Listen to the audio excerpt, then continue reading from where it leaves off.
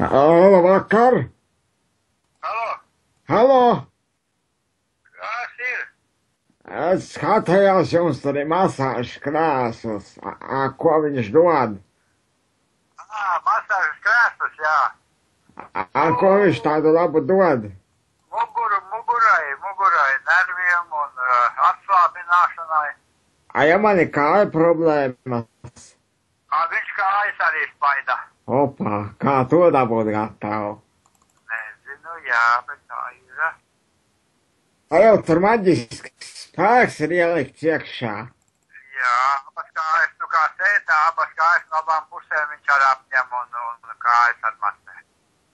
Tieši ikrus mastē. Labāk nav iet masāžu taisīt pie kādiem cilvēkiem, ko labāk to spēj izdarīt.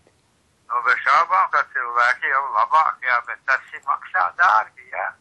Jā. Masāžas krēsls, nu, vienreiz tu viņu nopērc un tā viņš... Nu, bet man jau arī jāmaksā pa elektrību, tā kā vajag dārgi man tas sanāk uz tādu, ja vēl elektrību jāpatērē. Kur jūs dzīvo, teiksim, ir tāds mašīna, kas var iebraukt pie mājas un tad izmastē ar to krēslu.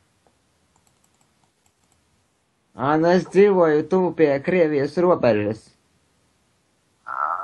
Un uz Daugavpils pusi. Jā, tas ir patāli.